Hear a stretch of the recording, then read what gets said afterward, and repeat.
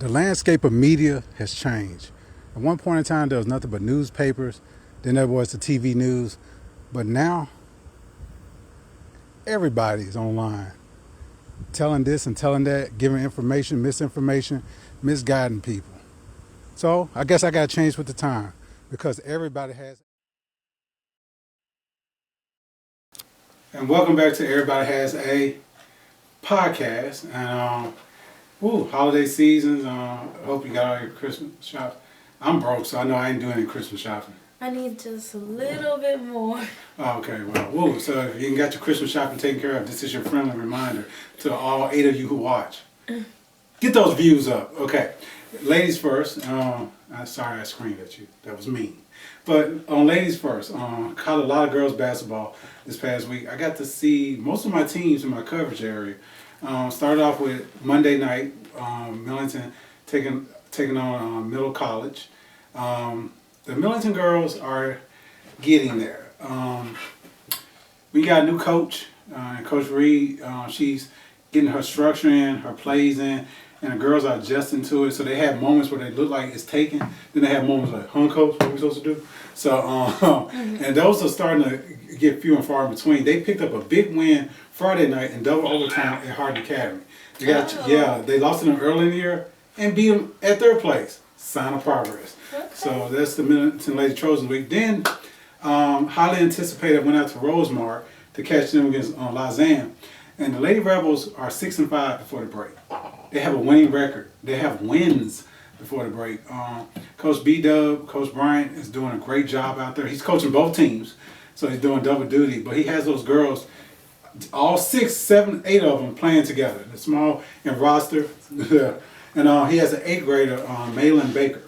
She is going to be a good player. She has a lot of potential. She has a great shot. She's bringing the ball up the court. She's taking on the pressure from great teams like Lausanne. So she's adjusting to her role quite well. And Lausanne was throwing a lot at her on Tuesday night. Ava Hill, the senior leader for the Lady Lynx, she led them with her leadership ability and playmaking ability on the court. But they have 2 young guards who are going to be pretty phenomenal down the line. Jaquana Duffy and Kayla Evans. They are going to be special. And they did their thing against Rosemart. Jaquana or Juanita?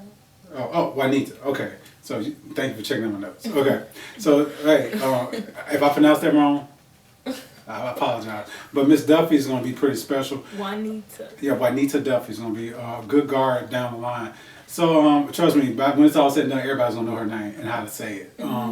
Then conclude the week, and you finally got a chance to get out and catch some basketball action. Everybody's saying that Collierville and Bartlett should be the favorites in their district in Class 4A.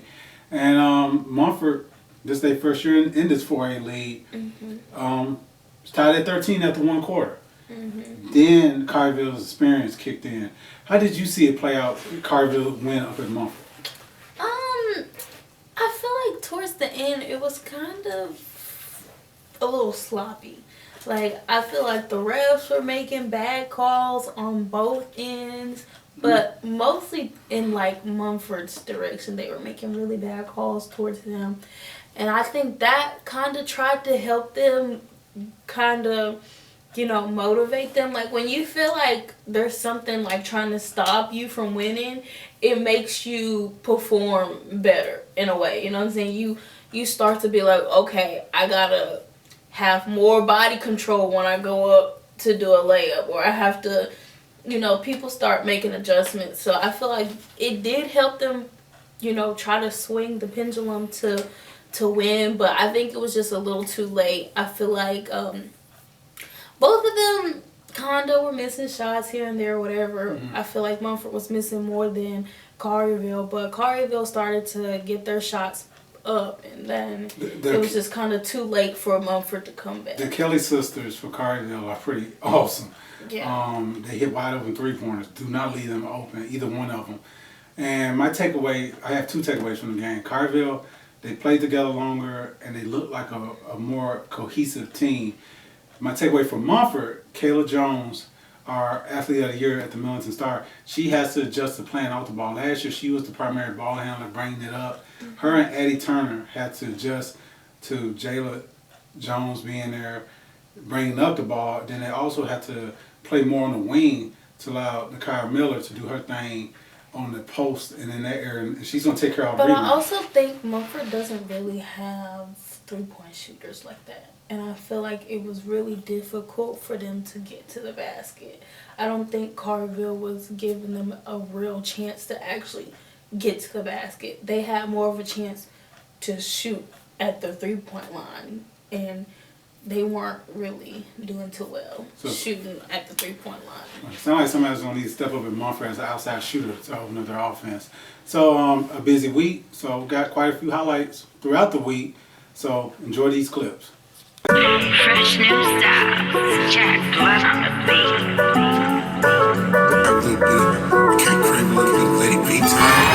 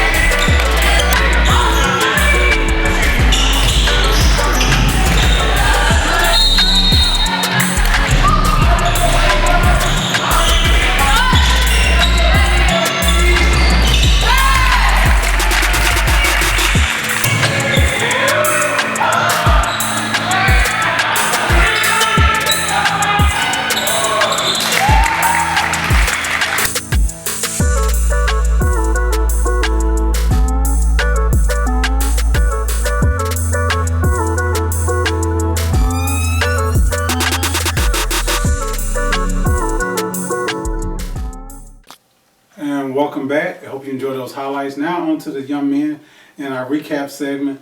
Same amount of basketball games for the boys I saw this week. Millington pulled out a tough win over Middle College. Middle College came to play, jumped out on Millington early.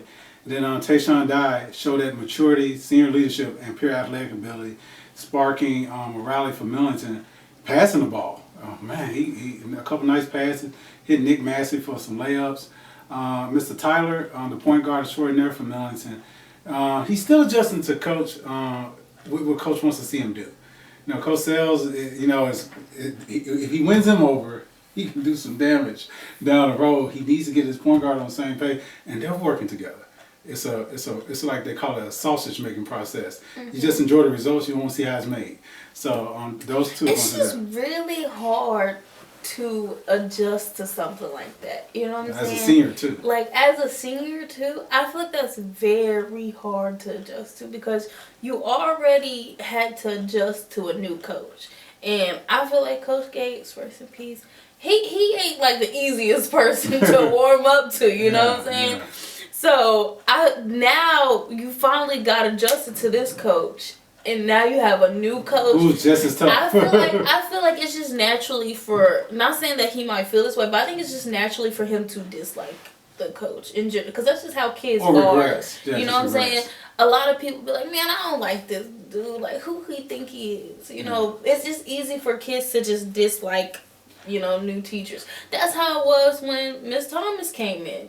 You know, Miss Thomas was my first choir teacher, but the people who were used to Mr. Ellis didn't really like her. I mean, I liked her, but she was, she was hard. She was hard on us for choir teachers. She expected high quality out of us. Shout out to Liyah Thomas.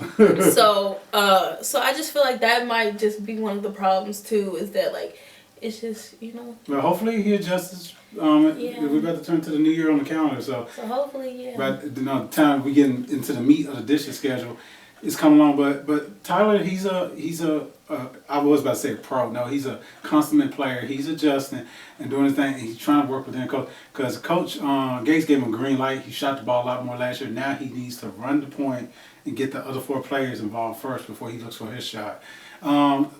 Speaking of classes, a freshman that everybody's talking about, including David Perry, Roman Taylor. I finally got a chance to see the young kid. First shot, beginning of the game, 3-pointer nails it. I was like, okay. He's about to live up to the hype. Then Lausanne decided Kids, everybody's glazing. yeah. Then Lausanne decided they were going to put 3 people around him most of the game, and he went bye-bye. Lausanne, I call them. They are the B-Dub team. They got a lot of wings. It was two for Tuesday too. On that Tuesday night, they got so many unicorns, kids that can dribble, play out the ball, shoot. These hybrids, and they were just amazing. They stifled Rosemar. The Words brothers got neutralized for a little while. Rosemar started to get hot in the second half, but by that time the deficit was too big. Thanks to Calvin Pittman, Patrick Thompson, Trey Harper, they were phenomenal for Lausanne and did a good job of giving Rosemar only their second loss of the season. So I know I'm gonna expect some good things from Rosemar. I'll see them down the road again. I know they're gonna give me a better performance because they got the pieces. Okay, so comparing, because me, I feel like from my experience, peak TRA basketball was Alex Anderson, Andrew Anderson, and don't forget their dad, Coach Anderson, Cedric. Yeah. What was the cousin? What was his name? Banks, Tyson. Yeah, Tyson Banks. I feel like that was like peak TRA basketball, and then Tyler Bird coming in also, adding. That was a peak era. So do you think they still have that same energy, or is? Oh yes. They're very entertaining to watch. You're going to watch an up and down game if their shots are falling. Okay. And what Coach Bryant has been able to do is work with the talent that he's been given and build it up. And he's adding a couple pieces here and there. The Word brothers have been there for years. Mm-hmm. Dominique Dawson has been there for years. Mr. Football, well, we call him Mr. Football around here. Mr. Fulton, he's playing. He's playing? Yes, and you're gonna see him in the highlights. A physical force at number 21 on the roster. So he's doing his thing. What a selfless kid. He could easily just be concentrating on his football future, but he's enjoying his senior year and his last year of being with his Rebel family. So he's making the most of it. Possibly Athlete of the Year candidate? And him and, did we mention that? Yeah, I think those are 2 front runners. So, come May, y'all got to get ready and vote. I ain't got nothing to do with it. So I'll let y'all decide it out Let's there. talk about Mumford now. Let's get into Mumford. Okay. Collierville boys. Okay, so the adjustment to 4A. Collierville decided to give Mumford a rude awakening. Then Mumford decided to show them, yes, we can play with you. It was a little too late. Christian Coleman, big number 5 for Collierville. When you get a rebound, usually the big guy gets a rebound, he kicks out to a guard. The guard gets a rebound, kicks out to him. Yeah. He brings the ball up to the court, does a spin move, and gets a layup at the cup. Then if you catch him on the break on the wing, he can take 2 steps and dunk it on you. And he's not afraid to shoot it from the outside. He's only a junior. He needs to be called the Terminator because he was unstoppable.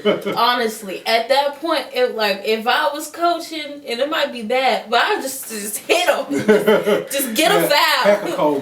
Don't let him score because they could not guard him. He's taller than all of them. Yeah. All he do is go up. That's it. It's gone. The ball in the hoop is gone. Move on to the next. Now you said something as we departed from Mumford.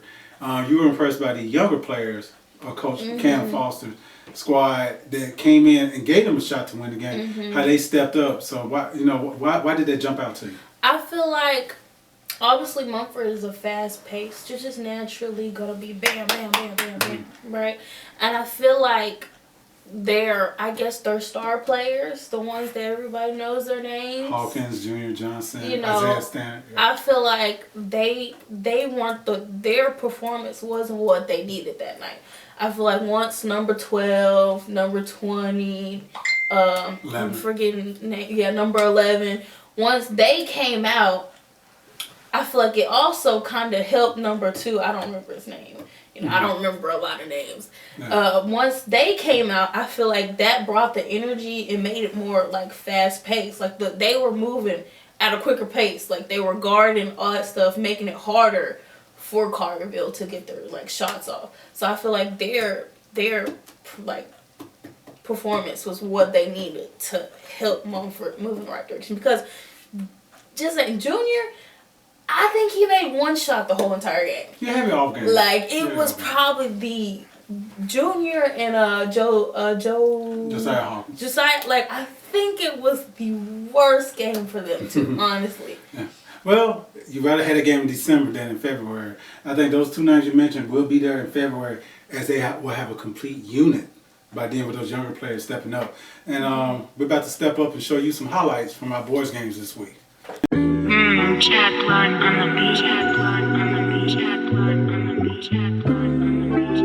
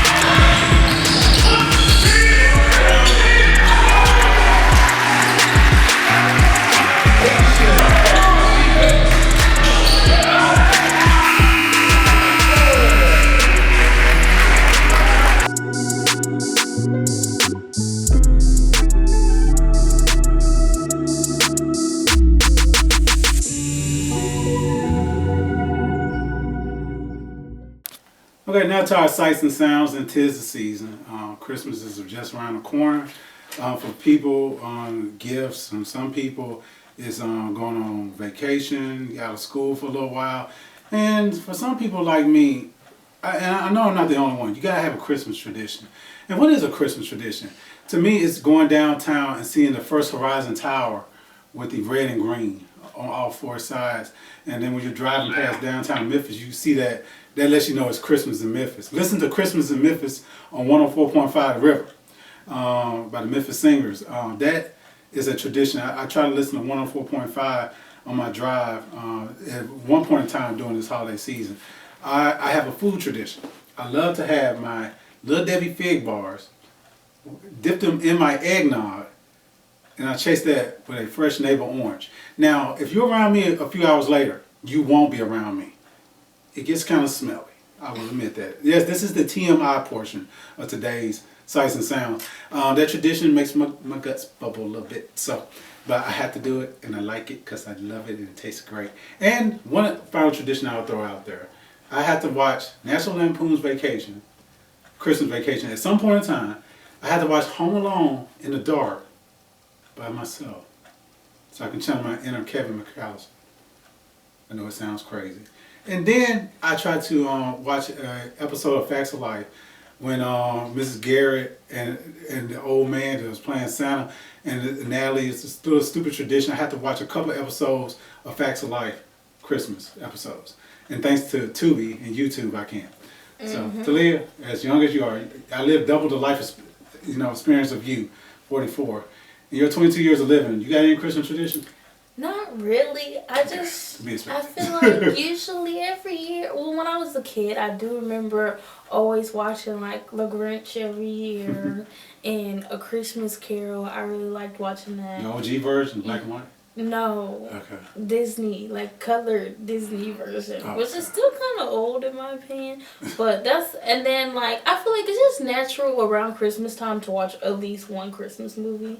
Okay. But a Christmas tradition that I do want to start, especially like when I start my own family, hopefully one day, I want to like have birthday cake to celebrate the birth of Jesus.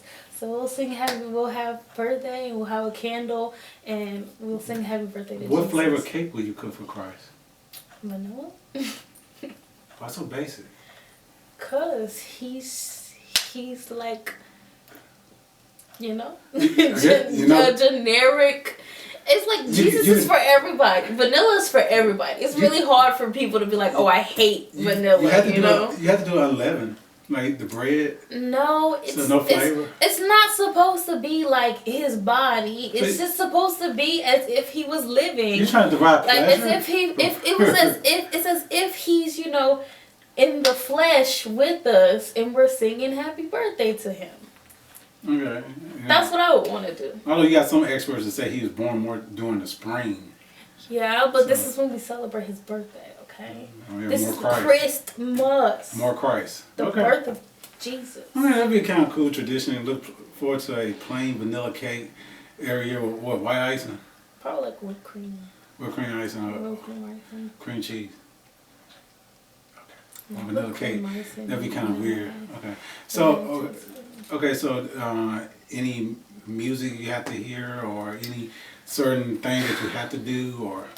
Honestly, I don't really listen to Christmas music like that. And there's nothing really. I think eggnog. I feel like eggnog is I think I have eggnog probably every year. Miraculously, some way, somehow, I will have some eggnog around this time. Okay. Southern Comfort. I think that's the best brand. And they have a spiced vanilla that's pretty awesome. Just a little recommendation. I think I got Prairie Farms right now. Okay, Turner, quality check. So, okay, so eggnog is kind of essential. But whatever your tradition is, if it's an ornament on the tree, whatever it is, we hope that you got a chance to do it and enjoy it. And a lot of these traditions will be your precious memories when your loved ones pass away. I think of some of the times that I had with my grandparents over the holiday seasons, and it's usually we went to visit them, and I was given something to put on the tree. And those ornaments age pretty quick. You'd be amazed how quickly ornaments age and this and that. So I hope y'all will have a Merry Christmas and enjoy this season and remember the true reason, as Liyah reminded us. So if you're on the dessert line at your family gathering and grab a piece of cake, say happy birthday to our Lord and Savior. Is that good enough for right now? Yeah. Okay, so, and we about to, since we're getting a little sentimental, we about to check out a sentimental moment on the campus of Millington Central High School. Coach Chris Michaels, he's stepping down after 16 years. Let's hear it in his own words, and then we'll come back on the other side with our thoughts. To a different phase of life, and I'm looking forward to watching these guys that are going to be back on the field next year, and excited to still support you and cheer you on. But you guys got to go to work. Got a tough schedule again next year. Got to make sure that you're ready, primed up, ready.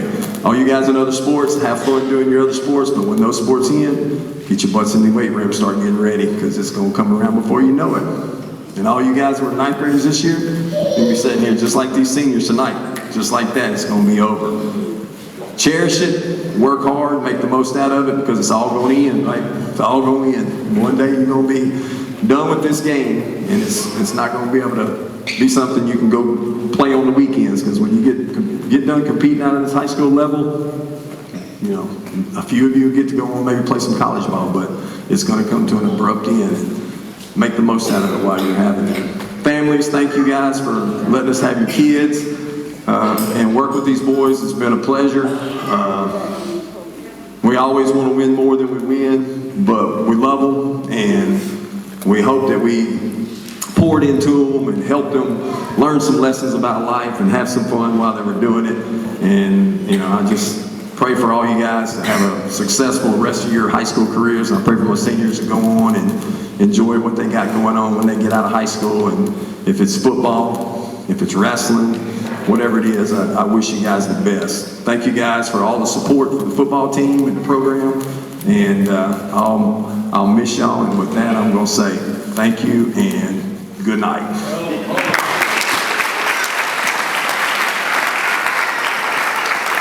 All right, before we get out of here,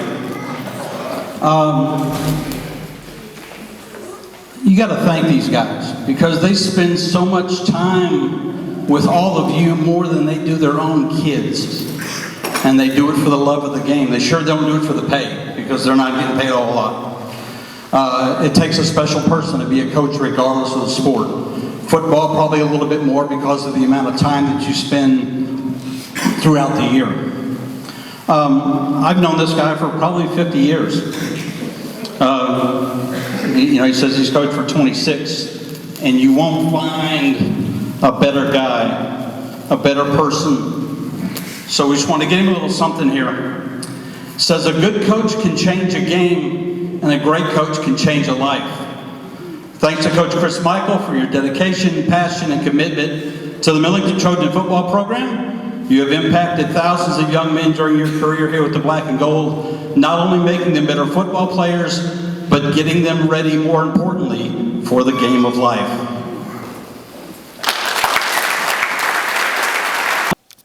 And on our final segment, and that was Coach Michael's final act as head coach of the Millington Trojan football team. After 16 years, he took over in the 2010 season, and he guided the program to the 100th season overall, and he played for the Trojans back in the late 80s. Went on to the University of Memphis, where he was a starting safety on that team. He was the decathlon state champion in 1989 from Millington Central High School. He's in the Hall of Fame. He was part of the first class. Some people say he's the greatest overall athlete ever. I think what he's done, he's like the Larry Finch of Millington Central High School. Larry Finch was to the University of Memphis, played there, led them to great heights, came back and contributed and made the university better and the people in the community better and the children better. The reason why I say children instead of just young men, over 20 years of being the economic business teacher, marketing teacher at Millington, kids love his class. I bought jerseys and shirts off the kids when they saw me walking through the hall, selling the little cart, this and that, and Coach Mike was standing out there with his arms full, like, go get them. So, and that's why I own Millington merchandise. But I'm gonna miss Coach because after you cover a team as long as I have, you not only get to know them professionally, but you get to know them personally. Mm-hmm. I saw his youngest child. Actually, I think I saw 3 in the mom's womb, going back 20-some years.